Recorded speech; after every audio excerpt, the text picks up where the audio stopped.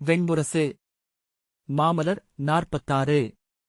வாசிப்பது சந்தீப். 46. ஒற்றைச் சொல். முழுவிசையுடன் தன் கைகளால் மானாகத்தின் வாயை மூடவிடாமல் பற்றிக் கொண்டான் பீமன். இருவரின் ஆற்றல்களும் முட்டி இறுகி அசைவின்மையை அடைந்தபோது அதன் விழிகள் அவன் விழிகளுடன் முட்டின. அக்கணமே அவர்களின் உள்ளங்கள் தொட்டுக்கொண்டன. இருவரும் ஒருவர் கனவில் பிறர் புகுந்து கொண்டனர். பீமன் அவன் முன்பு முண்டனுடன் கல்யாண சௌகந்திகமலர் தேடிச் சென்ற அசோக சோலையில் நின்றிருந்தான். அவன் முன் இந்திரனுக்குரிய மணிமுடியுடன் நின்றிருந்தான் நகுஷன். நான் ஆயுசின் மைந்தனும் புரூரவசின் பெயர் மைந்தனுமாகிய நகுஷன், உன் குலத்து மூதாதை என்று நகுஷன் சொன்னான். குருநகரியில் என் மஞ்சத்தில் படுத்திருக்கிறேன். அரண்மனை சாளரம் வழியாக வரும் காற்று என் இடப்பக்கத்தை தழுவிக் கொண்டிருக்கிறது. சாளரத் திரைச்சீலைகள் அசையும் ஓசையை கேட்கிறேன். இது கனவு என நான் நன்கறிவேன்.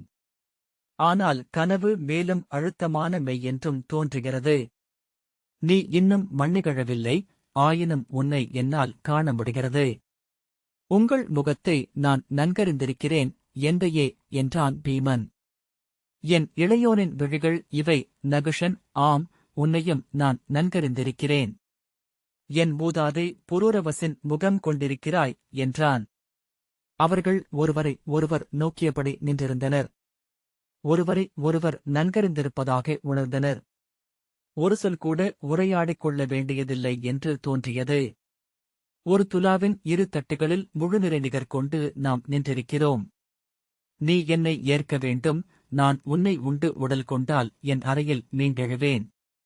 இன்னொரு நீள்வாழ்வு எனக்கு வாய்க்கும் என்றான் நகுஷன். நீங்கள் மண்மறைந்தவர். உங்களில் எஞ்சுவதை நான் பெற்றாக வேண்டுமென்பதே நெறி என்றான் பீமன். விழைவகலாமல் நான் விண்புக முடியாது. நான் வசித்திருக்கிறேன் என்றான் நகுஷன். எந்தையே, உங்கள் ஆறா பசி என்பது என்ன என்றான் பீமன். ஏனென்றால் நாங்கள் ஐவருமே ஐவகை பசி கொண்டவர்கள். என் பசி ஊனில், என் இளையோனின் பசி உணர்வில். மூத்தவர் அறிவில் பசி கொண்டவர் நகுஷன் அவனை காலத்திற்கு அப்பால் விரித்திருந்த விழிகளால் நோக்கினான். என் பசி எங்கு தொடங்கியதென்று எண்ணிப் பார்க்கிறேன் என்றான். அவிழா வினாக்களில் இருந்து அது தொடங்கியது என தோன்றுகிறது. தனக்குள் என நகுஷன் சொன்னான். வாழ்க்கை என்பது சில வினாக்களை திரட்டிக் கொள்வது மட்டுமே என்று தோன்றுகிறது. அனைத்து வினாக்களையும் திரட்டி ஒற்றை வினாவென ஆக்கிக் கொள்பவன் விடுதலை அடைகிறான். நாகத்தின் விழிகள் இரு நிலைத்த நீர்க்குமிழிகளாக தலைக்கு மேல் தெரிந்தன. அதன் உடலில் இருந்து பரவிய குளிரில் அவன் உடல் விரைத்துக் கொண்டது. செயலற்ற உடலில் இருந்து எண்ணச்சொல் என ஏதும் எழவில்லை. ஒன்றிலிருந்து ஒன்றென அறியா முடிச்சுகள் என்றான் நகுஷன். அவன் விழிகள் மாறின. என் உடல் ஏன் கல்லாகியது? ஏன் மீண்டது அது? பீமன் யார் என்றான். நகுஷன் அக்குரலை கேட்காதவன் போல சொல்லிக் கொண்டே சென்றான். ஏன் அவளை அங்கேயும் கண்டேன்? அவள் ஏன் எனக்கென அங்கும் காத்திருந்தாள்? பீமன் எந்தையே, நீங்கள் யார் என்றான். மிக அருகே அர்ஜுனனின் குரல் கேட்டது. யாரது என்று நகுஷன் திடுக்கிட்டு திரும்பினான். இந்திரனா? யார்? பீமன் எந்தையே, நீங்கள் அறிய விழைவது எதை என்றான். இங்கே இக்குகைக்குள் இருக்கிறான், என் உள்ளுணர்வு சொல்கிறது என தருமனின் குரல் கேட்டது.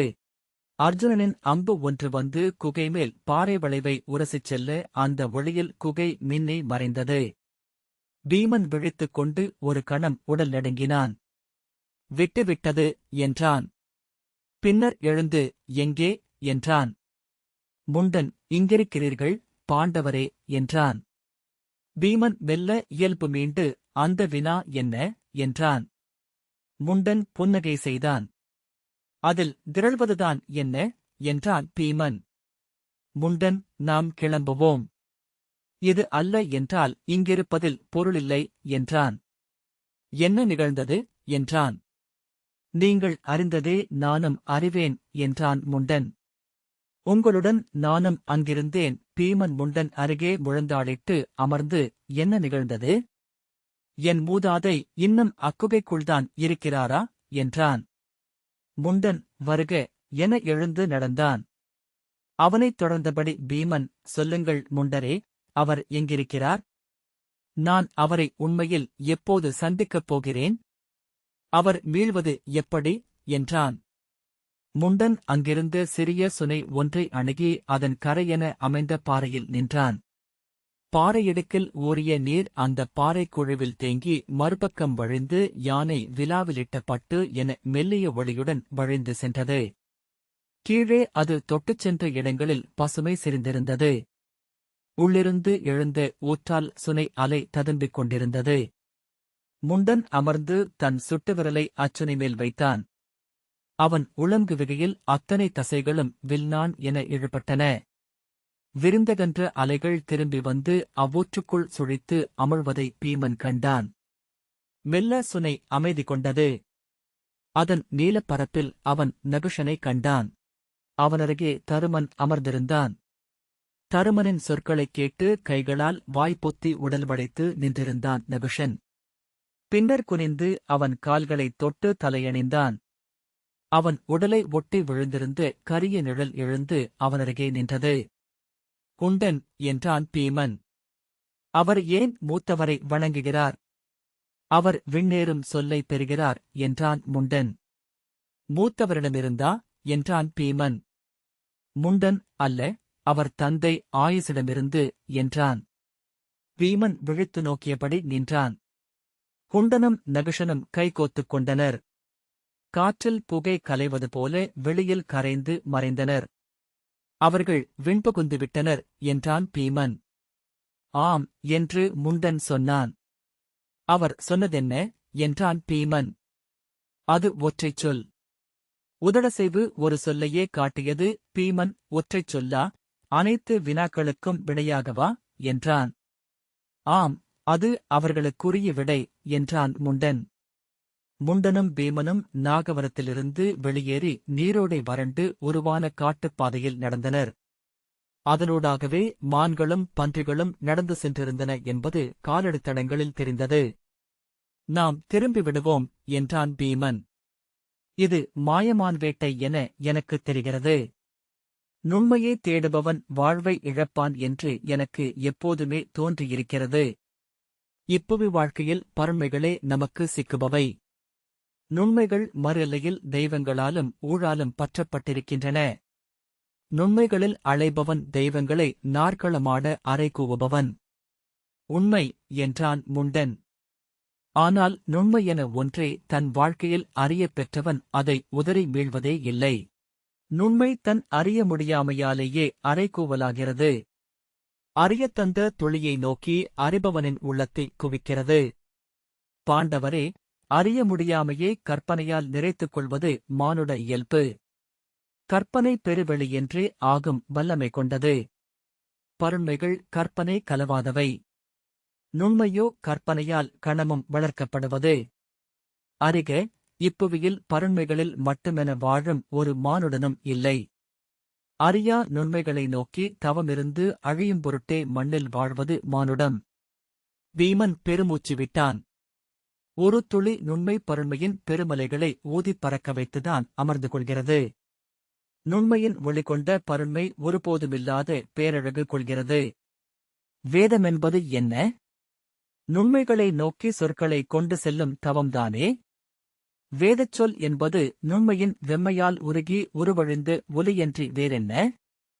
பாண்டவரே, கவிதை என்பது பருண்மைகளை ஒன்றுடன் ஒன்று நிகர்வைத்து நடுவே துலாமுள்ளென நுண்மையை உருவகித்தறியும் முயற்சி அல்லவா?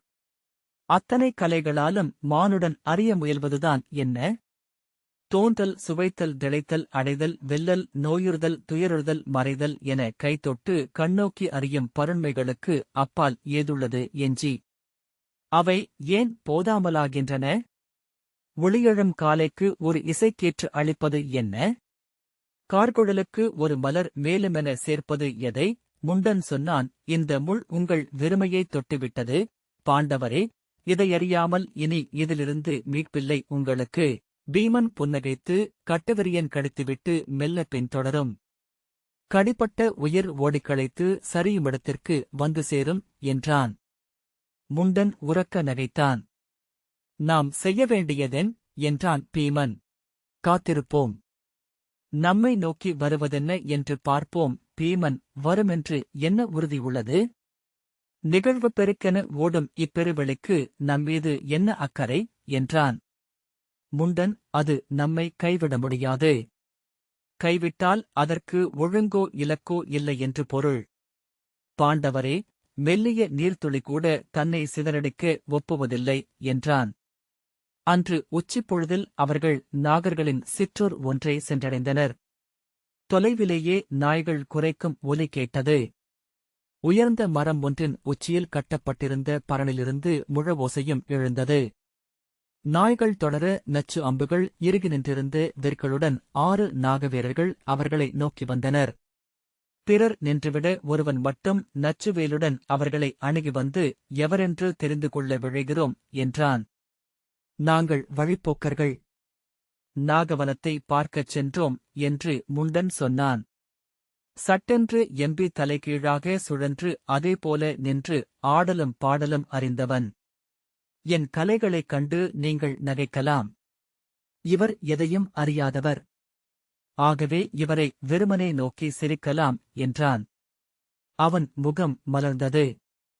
நகைக்கூத்தரா? வருக என்றான். முண்டன் பாய்ந்து அவன் தோள்மேல் ஏறி நின்று, எழுக புரவியே என்றான். அவன் திகைப்பதற்குள் குதித்து நிலத்தில் நின்று ஆணையிடுகையில், புரவி மேல் அமர்வது எங்கள் வழக்கம் என்றான். அவன் உரக்க நகைத்து, எங்களூர்களுக்கு நகைக்கூத்தரோ சூதரோ வருவதில்லை. நாங்கள் அவர்கள் தேடும் பொருள் அளிக்கும் வளம் கொண்டவர்களல்ல என்றான். நான் பொருள் தேடி வரவில்லை என்றான் முண்டன். பிறிது ஏது தேடி வந்தீர்கள் என்றான் நாகன். உணவு, உடை என்றான் முண்டன். நல்ல பரிசுப் பொருட்கள், அணிகள், தங்கம், அருமணிகள். நாகன், அதைத்தான் நாங்கள் பொருள் என்கிறோம் என நகைக்க, ஆ, நீங்களும் என் மொழியையே பேசுகிறீர்கள் என்றான் முண்டன். மூங்கில் புதர்களால் வேலியிடப்பட்ட சிற்றூரில் இழுத்துக் கட்டப்பட்ட யானை தோல் கூரைகள் கொண்ட சிறுகுடில்கள் வட்டமாக சூழ நடுவே குடித்தலைவனின் 3 அடுக்கு கூரை கொண்ட குடில் இருந்தது. அதன் முன் அமைந்த முற்றத்தில் அவர்கள் கொண்டு சென்று நிறுத்தப்பட்டனர். நாகர்கொடிகள் கூச்சலிட்டபடி ஓடிவந்து அவர்களை சூழ்ந்து கொண்டன. இடையில் குழந்தைகளை ஏந்திய பெண்கள், அன்னையரின் ஆடைகளைப் பற்றிய குழந்தைகள், புழுதி மூடிய சிற்றுடல்கள், மரவுரிகள், கல்மாலைகள், மரக்குடைவு வளையல்கள், மலர் சூடிய நீள்கூந்தல் கொண்ட கன்னியர், வேட்டைக் கருவிகளும் படைக்கலங்களுமாக தோள்தசை இறுகி, வயிற்று நரம்புகள் வரிந்து, வில்லெனும் கால்கள் கொண்ட இளையோர். பெருங்கொடிலுக்குள் இருந்து முதிய நாகர்குடித்தலைவன் தன் நாகபட கோலுடன் இடைவரை கூன் விழுந்த உடலுடன், ஆடும் தலையில் நாகக் கொந்தையுடன், பழைய எலும்புகள் சொடுக்கொலி எழுப்ப, மூச்சொலியும் முனகலுமாக உள்ளிருந்து மெல்ல வெளிவந்து அவர்களை பழுத்த விழிகளால் நோக்கினார். இவன் யார் என்று பீமனை நோக்கி விரல் சுட்டிக் காட்டினார். கணுக்கள் முறிந்து இணைந்தவை போல உருவழுந்திருந்தது அவ்விரல். நகைக்கூத்தர். இவன் அக்குள்ளரின் மாணவன். வித்தைகள் காட்டுவார்கள் என்றார்கள் என்றான் அவர்களை அழைத்து வந்தவன். நாகர்களின் உடல்கள் சிறியவை, முதுமையால் மேலும் சிறுத்து அவர் ஒரு சிறுவனைப் போலிருந்தார். ஆடும் தலையில் நிலை கொண்ட விழிகளுடன் அவனை நோக்கிக் கொண்டிருந்தார். நான் உன்னை முன்னரே கண்டிருக்கிறேன். உன்னை அல்ல, உன் மூதாதையரில் ஒருவரை. அல்லது என்றபின், பெருந்தோழனே, உன் குடி என்ன? பெயர் என்ன என்றார். அஸ்தனபுரியின் குருகுலத்தில் பிறந்தவன். பாண்டுவின் மைந்தான். என் பெயர் பீமன் என்றான் பீமன். ஆம், நினைத்தேன் என்றார் அவர். என் பெயர் தண்டகன். உன் குடிமூதாதை ஒருவரை நான் முன்பு கண்டதுண்டு. பீமன், எப்போது என்றான். நெடுங்காலத்திற்கு முன்பு. நான் நீநாட்களாக வாழ்கிறேன் என அவர் புன்னகைத்தார். என் கண்ணெதிரே நாடுகள் உருவாகி அழிந்துள்ளன. தலைமுறைகள் பிறந்து இறந்து கொண்டுள்ளன என்றார். நீங்கள் கண்ட என் மூதாதையின் பெயர் என்ன என்றான் பீமன். அவர் பெயரை நான் மறந்துவிட்டேன். உயரமானவர். மிக மிக உயரம். மெலிந்த வெண்ணிற உருவம். நான் அவரை சிபி நாட்டுப் பாலையில் கண்டேன். பீமன், பீஷ்மர், என் பிதாமகர் என்றான். ஆம், அவர் பெயர் பீஷ்மர். காமநீக்க நோன்பு கொண்டவர் என்றார்கள். அவர் அவனை நோக்கி, க்ஷத்திரியர்களை நாங்கள் எங்கள் குடிகளுக்குள் ஒப்புவதில்லை என்றார். நான் க்ஷத்திரியனாக இல்லை இப்போது. காடேகி குரங்குகளுடன் வாழ்கிறேன். அவர் புன்னகைத்து, ஆம், உன்னிடம் குரங்கு மனம் எழுகிறது. ஆகவேதான் உன்னை என் உள்ளம் ஏற்கிறது என்றார். இங்கு ஏன் வந்தீர்கள்? நான் ஒரு மலரை தேடி வந்தேன் என்றான் பீமன். அதன் பெயர் கல்யாண சௌகந்திகம் என்றார்கள். அதன் நறுமணத்தை நான் உணர்ந்தேன். அதை என் தேவிக்கென கொய்து செல்ல வந்தேன். அவர் அவனை நோக்கி புன்னகைத்து, அதையெல்லாம் பொருட்டென எண்ணும் நிலையில் நீ இன்னமும் இருப்பது மகிழ்வளிக்கிறது என்றார். பின்னர் உடல் குலுங்க வாய்விட்டு நகைத்து, நன்று, பொருட்டென எண்ணாமல் அதை அறிய முடியாது, அறியாமல் கடக்கவியலாது என்றார். பீமன் சற்றே சினம் கொண்டாலும் அதைக் கடந்து, நான் ஏன் அதை தேடி வந்தேன் என நானே வியந்து கொண்டிருக்கிறேன், மூத்தவரே என்றான். அதை அறிவதும் அம்மலரை அறிவதும் நிகர் என்றார் அவர். நீங்கள் பீஷ்ம பிதாமகரை எப்போது பார்த்தீர்கள் என்றான் பீமன். நெடுங்காலம் முன்பு நிகழ்ந்தது அது. அன்று நான் என் குடியை விட்டு நீங்கி உலகை முழுமையாக காணும் பொருட்டு அலைந்து கொண்டிருந்தேன். பாஞ்சாலத்திற்கும் சிந்துவுக்கும் கூர்ஜரத்திற்கும் சென்றேன்.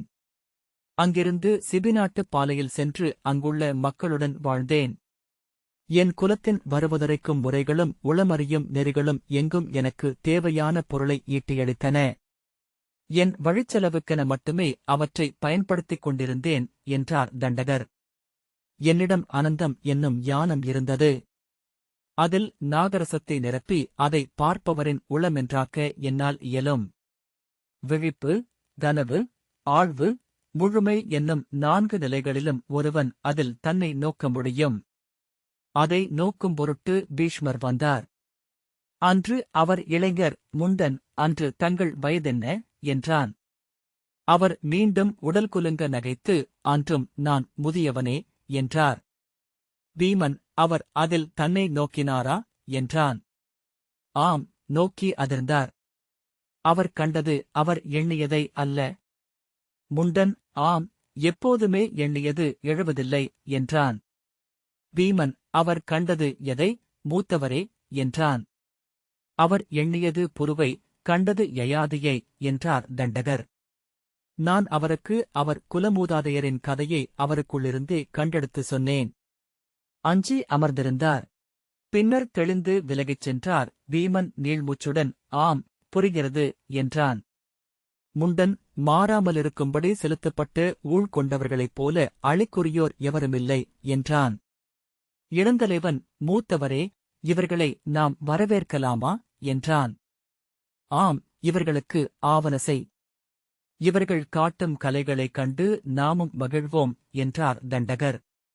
அவர் கைகளை முட்டில் ஊன்றி முனகியபடி எழப்போன போது பீமன், மூத்தவரே, நான் உங்கள் கால்களை தலை சூடலாமா என்றான். அவர் புன்னகைத்து, அது வழக்கமில்லை. நீ க்ஷத்திரியன் என்றபின் இங்குள்ள நாகர் அதிர்ச்சியுறக்கூடும் என்றார். என் மூதாதை நீங்கள், உங்கள் குருதி நகுஷனிலூடாக என் குலத்திலும் உள்ளது என்றான் பீமன். அவர் ஆம் என்று சொல்ல பீமன் சென்று அவர் காலடிகளை தொடப்போனான்.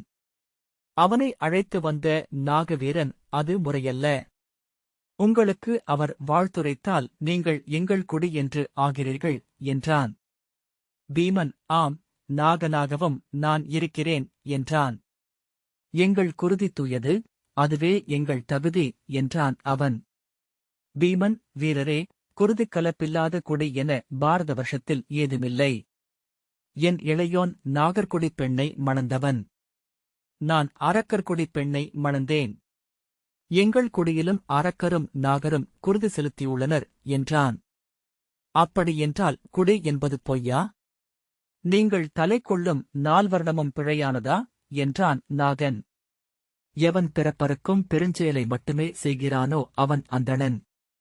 எது தனித்துவமேதுமின்றி தான் மட்டுமே என்றாகி இயல்புகளனைத்தும் சூடி ஏதுமில்லை என்றாகி இருக்கிறதோ அதில் தன் இறுதிப்பற்றை கொண்டிருப்பவன் அவன். அதை விட்டு உலகியலில் உழல்பவன் அந்தணருக்குரிய கருவில் பிறந்தாலும் அந்தணன் அல்ல என்றான் பீமன். பிறர் நலம் காக்கும் பொருட்டு வாழ்பவன் க்ஷத்ரியன். கொடையினூடாக முழுமை கொள்பவன் வைசியன். உருவாக்கி உணவூட்டி வாழ்ந்து நிறைவடைபவன் சூத்திரன்.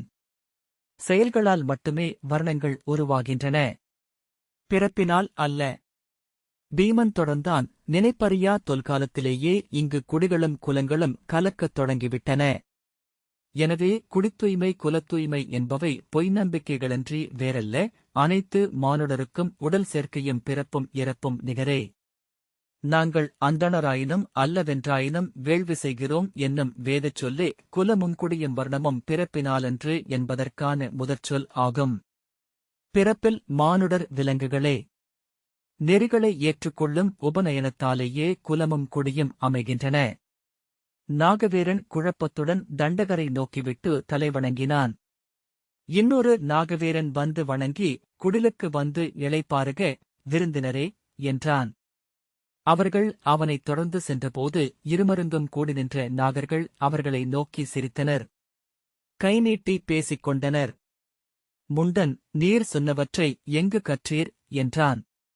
அறியேன், நான் ஏன் அவற்றை சொன்னேன் என்றும் தெரியவில்லை என்றான் பீமன். பின்னர் நின்று, நான் அஞ்சுகிறேன் முண்டரே. நான் எப்படி அச்சொற்களை சொன்னேன்? அவை நன்கு யாக்கப்பட்டவை. நான் எங்கே கற்றேன் அவற்றை என்றான். முண்டன், காலப்பக்கத்தை புரட்டிப் பார்க்கலாம். ஆனால் அதற்கு நிறையவே உணவு தேவைப்படும் என்றான். விளையாட வேண்டாம். என் சித்தம் பிறழ்ந்து விட்டதா என்று ஐயம் கொள்கிறேன் என்று பீமன் சொன்னான். அவர்களை நாகர்கள் ஒரு தோல்குடிலுக்குள் கொண்டு சென்றனர். அவர்கள் அருகே ஓடிய ஓடையில் நீராடி வந்ததும் புதிய மரவுரியாடைகள் அளிக்கப்பட்டன. அடுமனைக்கு அருகிலேயே சிறிய குடிலொன்றுக்குள் அமர்ந்து பீமன் உணவுண்ணலானான். அவன் உண்பதைக் காண நாகர்கொடியே சூழ்ந்து நின்றது. சிறுவர்கள் அறியாது மெல்ல அவனை அணுகி அவனருகே சூழ்ந்து அமர்ந்து கொண்டனர். பெண்கள் உளக்கிளர்ச்சியால்